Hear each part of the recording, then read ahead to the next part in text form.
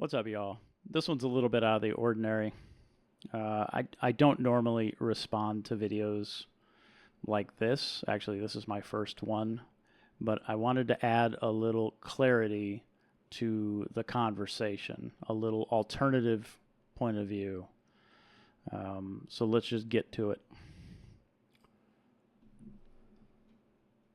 Um, I was a lot. I got a lot of comments, DMs and stuff about uh, my last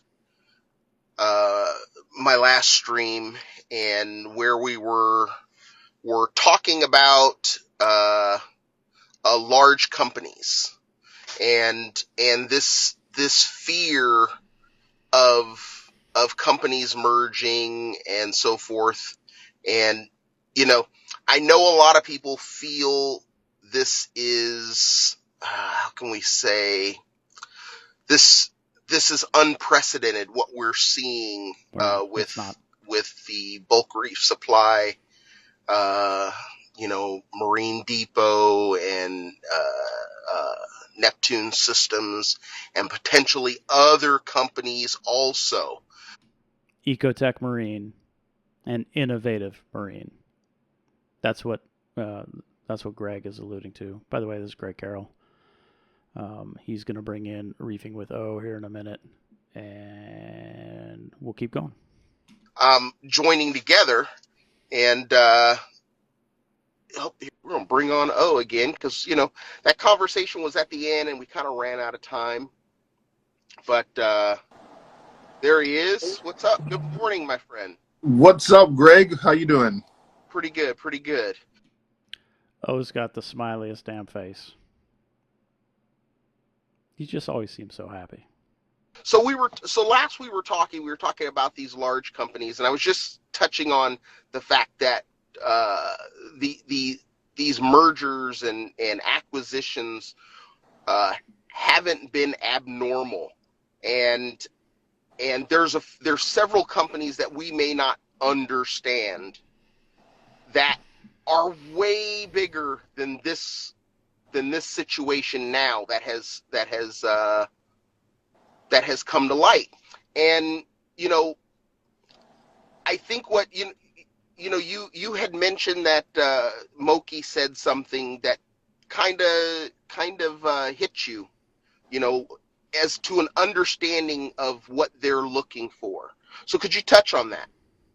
Yes. So, by the way, let me just say I like Inappropriate Reaper Moki, but he was saying what I got from his video yesterday. He was saying like, "Hey, we need to make the hobby more accessible."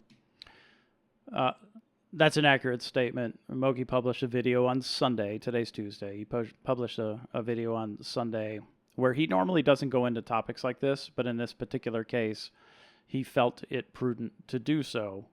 I don't want to speak for him, so what I'll do is at the end of this, I'll add that segment so you could just watch it all the way through and you can understand what he's talking about. We'll get to that in a minute. Which I agree with. Like, it could be, Absolutely. we should be promoting, um, having people get into the hobby at a lower price point, which I Remember, the topic here is accessibility.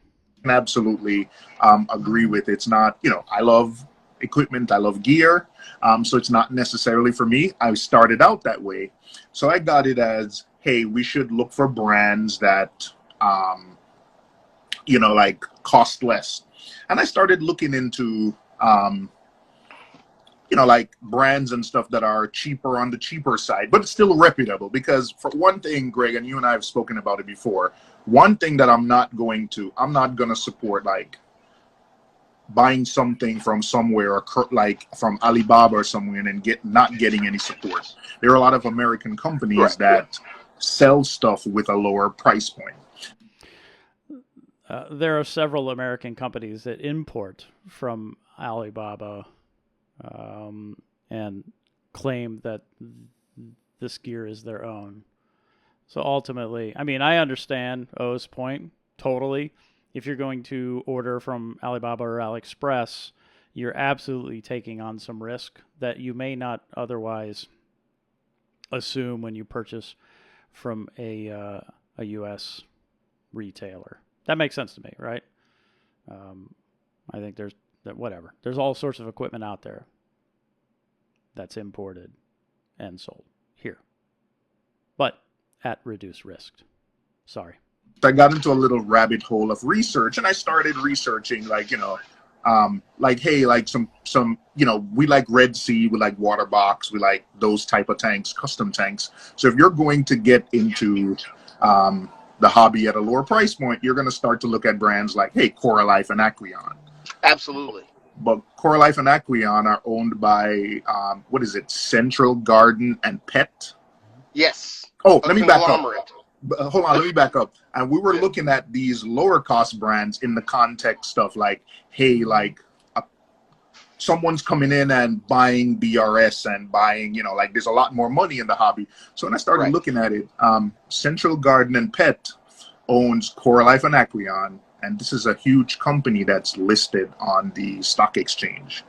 And I think when I look at it, their revenue were like something like 3 to 5 billion a year.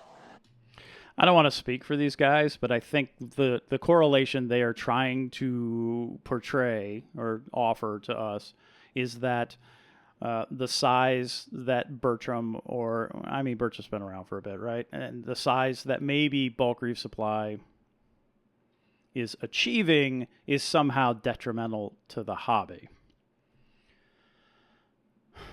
I disagree. I don't think it is detrimental to the hobby. It's new to the hobby, but it's an unknown in this particular environment. It's totally known in others. We've all seen it. It's not that big of a deal. Again, and Greg are trying to smooth over, just suppress a little bit the conversation that is related to Bulk Reef Supply getting too big. I agree with him. This is not a big deal. Yeah. That's a huge company that sells some of the more accessible brands. Another one, hang on, let me pull up my notes here. Another one, Spectrum Brands, right? Again, Spectrum Brands owns Tetra, Marineland, Instant Ocean, and Omega One Foods. Mm-hmm. And I was saying, man, there's no salt that's more accessible. That comes from the biggest company in our industry. Their stock price is $100, by the way, and their revenue last time I checked was $5 billion. And I think that was a quarter because stuff was growing at such a Tetra, Marineland. Like you can get here in New York, we have a store called PetSmart or Petland.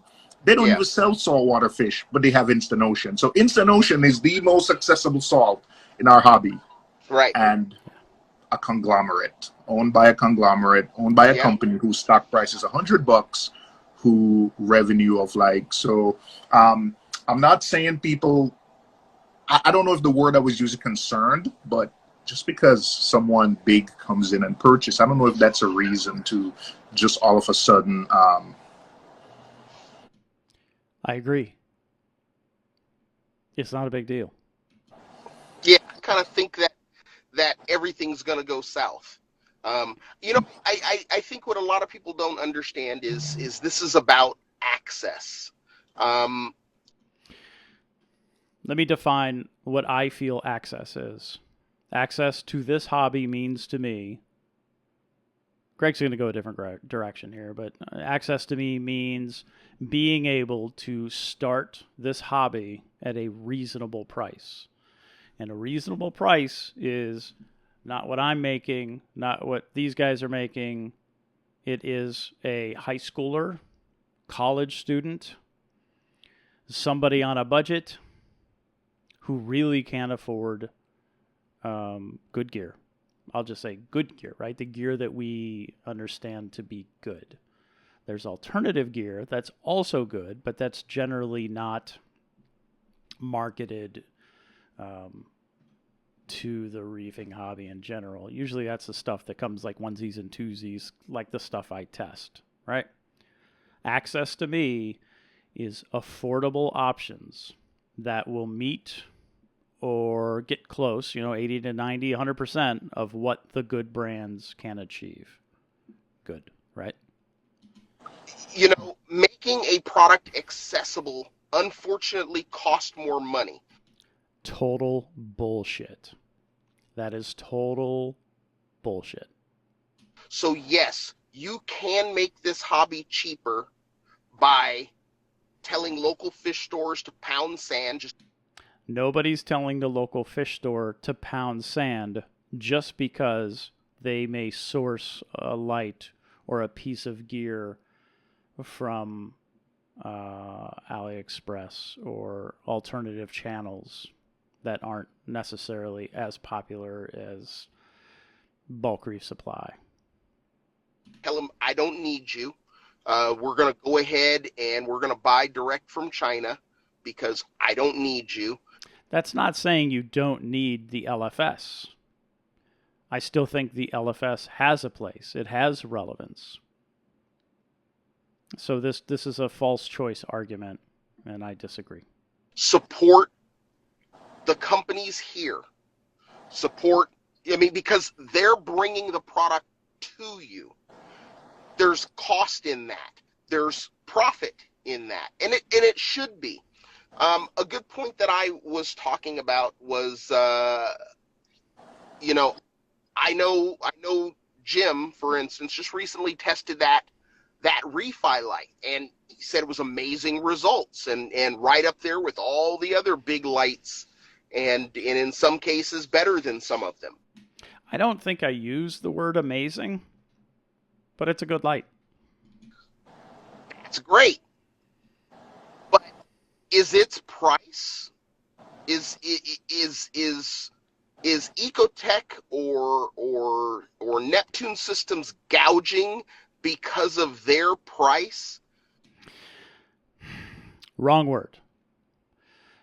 Gouging is generally something that we associate with supply and demand. Gouging, the true definition, is an item that is difficult to obtain. Because it is difficult for various reasons, the retailer will mark that price up to make a profit because we need it and we can't do a damn thing about it. That is gouging. You want to go see a sold-out football game. You can't get tickets. Nobody's selling them. A scalper wandering the streets offers the tickets for a substantially higher price. That's gouging. Gouging is when something isn't easily obtained, so the retailer increases the price. What Greg's talking about is price collusion. That's where the sellers of similar equipment will essentially price themselves in the same range so as to almost support each other. It makes it such that one particular light brand isn't causing undue competition with the others. That's why you'll see a whole lot of these lights are very similarly priced. Collusion, not gouging. Comparative to the refi, because the refi, if I recall, is $750. $650. And I have to, and I'm going to say this, and this is just my feeling. If you're going to say a company is gouging, I don't know where that's coming from, because I sure as hell didn't say gouging. So we'll just be super clear about that. I know what the word means. You need to look at the cost that they're selling their product for. Before you say it's too expensive, look at the price that they're making off of it. What Greg is trying to say is, what is the wholesale price? In this particular case, he's talking about Ecotech. What is the wholesale price for an XR30? That's where he's going.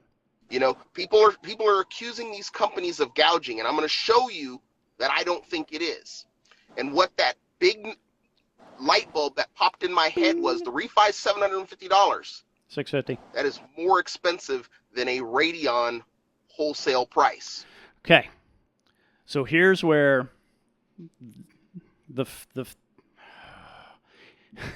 here's where the fallacy of this argument comes into play. Greg is comparing the retail price of a refi Duo Extreme that lists for $750, but it is $650 with the coupon code REFILOVE, REEFILOVE. It makes the light $650. So Greg is comparing the wholesale price of an XR30 to the retail price of a refi without any consideration, any data seeking to learn himself that refi has a wholesale price. So what he's doing is he's comparing apples to oranges. Wholesale price to retail price, not wholesale to wholesale. Wholesale to wholesale. The refi has a wholesale price. The rest of this is just whatever. Watch. The wholesale price is exactly what Ecotech brings in. Okay, so I've been to Ecotech. I've watched them make those lights. They're incredible. They're doing a really good job.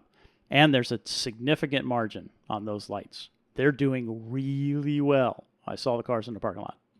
And that's closer. I'm pretty sure it's still below 700 on the Radeon. And you and I know what the on the other the Neptune Sky, because they have a really good margin for people to sell them. But when he says that they have a really good margin to sell them, what that is retailers will pay wholesale price. And then there's this margin on top of that, which is typically 30%. In the case of the XR30 and bulk reef supply, it's actually 27%, but that margin is usually 30%. I'll also add that margin, at the top of that margin, is map pricing. This is the price that the manufacturer suggests. This is the suggested retail price. That's what that is, map pricing. What nobody tells you about map pricing is that's just an advertised price. Any retailer, if you walk up to them and go, man, you take $50 off of that? And they're like, well, yeah, just don't tell anybody. They're allowed to sell it for less. It's cutting into their margin, their 30%. But map pricing is not a fixed price. It's the minimum advertised price.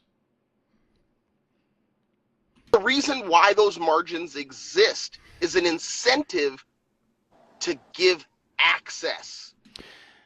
The margins, that 30% margin exists so we can fund. It's a gift. It's a gift to us consumers that we can fund the operation that is going to sell us something. It's not that, see, Greg's talking about a way different access. He's talking about I can go www.brf.com and I can go buy something. That kind of access. That's simplicity. It's like Amazon. Amazon makes it super simple for me, and there's times I'm going to pay more money to Amazon because they can get it to me by like 10 o'clock at night, and I'm good to go, right? That's a different kind of access. So, again, there's an attempt to draw a correlation between access, Moki's access, and Greg's access, a sponsored reefer who benefits financially from the reefing hobby. O's also sponsored. To the reefers through those local fish stores, through those online retailers and so forth. So you have to understand that access costs money. Shipping that product from one place to another, shipping is insane right now. That's all built into the price structure. So we have to look at it from that standpoint. We can't just say, oh, this company's gouging. We need to do something about this company, and we need to get them to lower their price. Their price is where it isn't because of what they charged for the product. It's what they allowed the retailer to also make. Allowed. Again, a gift to the retailer. Here's your 30% profit on a light. So that he could give access. Or she. I mean, hardly anyone knows what a refi is because guess what? There's no marketing dollars being spent. and there's no access. Word of mouth has worked pretty well for Tesla. There's no marketing dollars being spent there either. But the word of mouth is pretty solid on a refi. I can tell you that. Not once have I run into a person who talked ish about a light that is significantly less expensive and carries a 3 times longer warranty and performs equally or better. Not at any retailer that we're shopping at. Who's we? And refis are available at retailers. Because refi sells them for wholesale to the retailers, and you just go ahead and get a hold of refi and ask them who is selling their lights. They'll tell you. It's not at any show. Like, Yeah, whether we like the product or not, like or we use a certain brand. Right. You see Terrence at every show with his wife and with his people, and if you don't like something or if you love it, you can go and tell him. And I've seen them make changes to their product because of user feedback. So he's there. You see him at every show. You see the Ecotech guys. Like, when I introduced myself, the guy said, "Hey, man, I know your name. Like, you use a lot of our products because I've taken a few of your support calls already when you have questions." Like, exactly. People like you see Ecotech and Neptune. You can talk to. There is a person. There is a physical address where you mail stuff. It ain't Orfec where you like, hey, like, you got to take the lights apart and fix it, and there's no one. Who do you talk to? Like, someone is there for you to talk to offer support. Like, yeah, you go to the fish store. The fish store knows the sales guy who you having a problem. The local fish store knows the sales guy who can, if you're having a big enough issue, he can run it up the chain. Like, hey, man, I have customers here who are not happy. Like, and this, first, I agree with O. Having the ability to go to the LFS and share input on items that the LFS is selling, that's valuable. I get that. The previous argument about the shows, how Terrence is there with his entourage and the missus. This is why I don't support Reefapalooza. Reefapalooza is everybody get together, everybody spend all the money that the consumers have given all of these companies. They'll take them out, they'll wine and dine, they'll do a little this, a little bit of that. This is why I don't support it. So I agree with everything. So I got to go right now, but all I'm trying to say in closing is that if the goal is to make this hobby more accessible to people out there, you need to attack those who aren't making it accessible. These are Greg's words.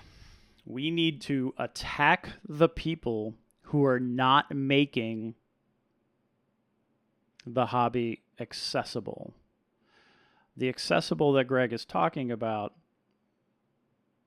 is Bulk Reef Supply and these other companies with whom Greg has relationships.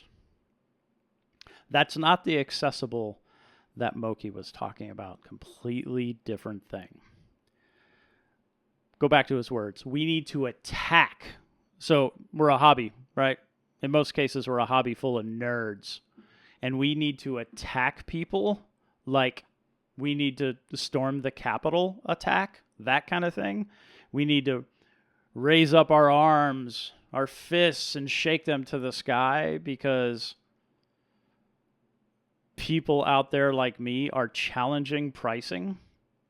People out there like Refi are providing awesome hardware at a price that makes sense. We need to attack them. Me? I don't know what that shit is, but it ain't cool.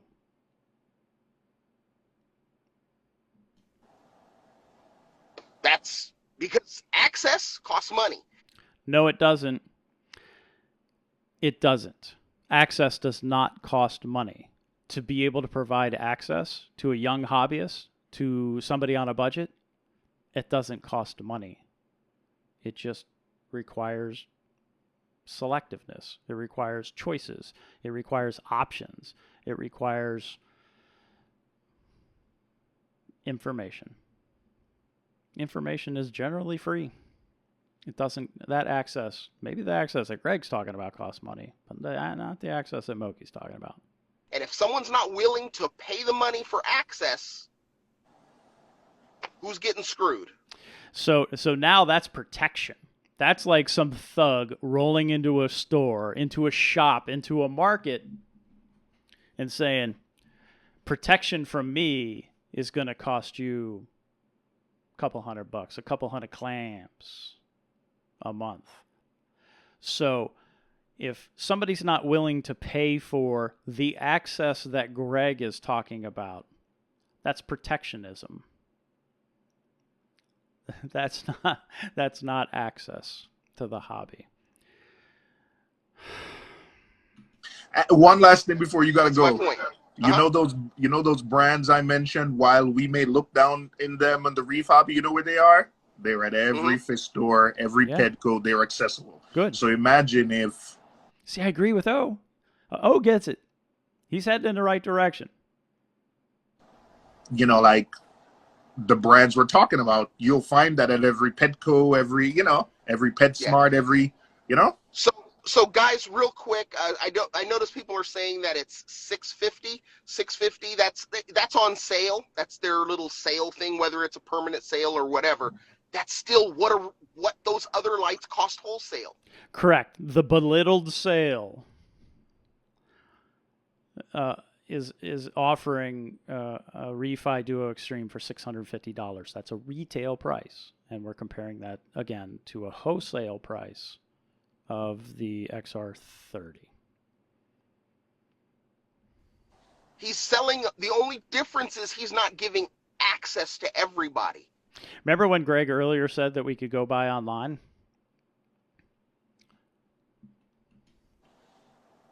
He's putting them on his site, and his site only is the only place you can get them. Yeah, because the internet gets you there. That's access. We can go whatever the hell and go buy a light. RefiLabs.com. That's access. It's easy. Go try it. I'll wait here. No, I won't. Those other companies are putting them around the world. Neptune? That's access. So, all right, guys, I got to go. I got to get into work. Take care. Good morning. And oh, real quick. It's like this. It's on the edge of the glasses. Or, if you don't have glasses, it's like this. Thumb tucked, fingers tight, straight line. You're welcome. And take care. Oh, Rick said no, $650 is wholesale on the Radeon. Exactly. Yeah. So, all right. Take care, guys. All right. See you, Greg. See ya. You get where I'm coming from? You get what I'm trying to say? Two different kind of access. One is the price that we, the consumers, have to pay in order for us to be able to buy equipment from a retailer like BRS. BRS sponsors both of these guys.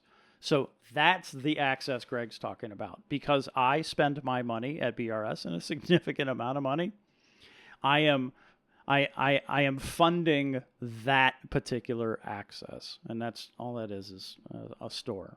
And that's right. That's not that big of a deal. Like I said, I'll leave. I don't get it. I'll leave Moki's video at the end of this, and you can make up your own mind. Cool? Thanks, y'all.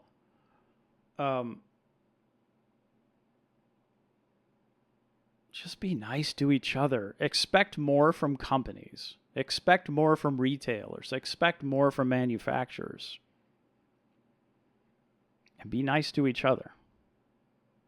But expect more. It's your money, not theirs. Later. Alright guys, we gotta talk. I do not have a script. I am not sure where this is going, but I have been thinking about this more and more. There is a fundamental change in terms of like the pricing in this hobby. I never really want to touch on it simply because I have a decent relationship with a lot of companies out there, and I know a lot of these are good guys, but fundamentally they are a business, they're trying to grow. I understand that. And there are also other maybe like not so much a big company, even like smaller company, or even like private entities. They got product outs, they got corals out, they want to make money. Totally understandable. If we're in the same position, maximum profit for sure. In the past, I always avoid topics like this that's a little bit more sensitive, a little bit more controversial, because I want to appeal to everybody. I don't want to exclude anybody. But in this particular point in time, as I put myself in the shoe of somebody who may be interested in coming to the hobby, I would be overwhelmed. I will be intimidated because of the amount of stuff that I may need, or at least I think I'll need, in order to have a successful reef tank. And that is simply not true. And this is not just for the newcomers. This is also for people who are already in the hobby, like myself included. I've fallen into this trap as well. It's like, oh, all these people are using certain things. Does that mean I need to use these things to be successful, or would I be more successful if I use certain things? When the coral frag costs thousands of dollars and you don't raise an eyebrow anymore, something is up. I have fallen into this trap probably for a long time. I do social media stuff. I follow people on social media, and I enjoy social media. So I keep seeing these, this is awesome, this is awesome, this is awesome, and people are like, yeah, that's awesome. And when a lot of people say this is awesome, I was like, that must be awesome too. So I'm kind of lemming. I am a lemming, and I bet a lot of you guys can probably relate to this as well. I don't think anybody's intentionally doing this to kind of like help sell things. I've met a lot of you guys, and you guys have all been fantastic. I've met a lot of content creators, all great people. Nobody came out to be like, yo, let's rip these guys off. Nothing like that. And business is just doing what business do. They're trying to generate profit. But I do see an imbalance of pushing the high-end, quote-unquote, awesome stuff versus the everyday, average hobbyist stuff that I also enjoy. There is an imbalance in terms of representation. And if you think about it, it makes sense. Because on social media, when you share things that's like mundane, everyday things, people are like, okay, cool. But when you share things that's like crazy expensive that people wish they could achieve, for example, like a Lamborghini Diablos, a Ferrari and stuff like that, people are like, same thing with corals. When you share corals that's like $500, $600, $1,000, people are like, oh dang, that's nice, like. Versus like if you share a regular old mushroom, people are like, that's cool. I can probably pick up a frag from a friend or something. This is completely natural, and honestly, this is okay. Because I do see that there is a high-end market, just like in cars, right? There's high-end market, there's a niche group, and then there's the regular markets, right? And then there's maybe like the even budget options. So that's totally okay. I mean, everybody has different financial situations. Some people, a Ferrari, give me 100 of them, right? So totally okay, that's different niche. But what I am kind of iffy about is that when the small group of this niche kind of dominate the whole landscape in terms of like a conversation. I think that's where I kind of like, oh, okay, something is happening. What sparked this on is actually one day I just kind of taking a shower, and a lot of dangerous thoughts came from showering. I thought, okay, why is a private equity firm like buying up all these company, and they must have done their homework. And they are smart people, otherwise they wouldn't make all these money, and there must be some nice margin to be made in here. So in terms of that particular situation, I have my own thought as well. I think a lot, I take a lot of showers, a lot of long, steamy, hot shower. In that particular situation, I have my own thought as well. I'm not gonna share in this video because it's kind of long and rambly, but I've been thinking about it. I have some thoughts along with all these other things that's happening around the hobby, but again, I typically don't share these kind of things in this channel because this channel is documenting what I do with my reef tank, not so much what I think about the scene. But if you guys are interested in stuff like this, let me know. I'll be happy to share my stream of consciousness as well. Except it's gonna be kind of rambly and kind of jumping around a little bit, if you don't mind. So my point is, having high-end stuff, marketing for high-end stuff, I think is fine, as long as everything's being truthful and it's not pushed too hard. But I feel like there's underrepresentation of the more average reefer or even more budget reefer options out there. And for whatever reason, although understandably, those are not considered as sexy, so I guess not too many people talk about it or share about it. And I would like to change that. I feel like if there are ways we can kind of help cut costs reasonably, because there's a decreasing return of efforts, right? If you put in a lot of effort, you're only saving a couple bucks. I feel like personally for me, that's not worth it.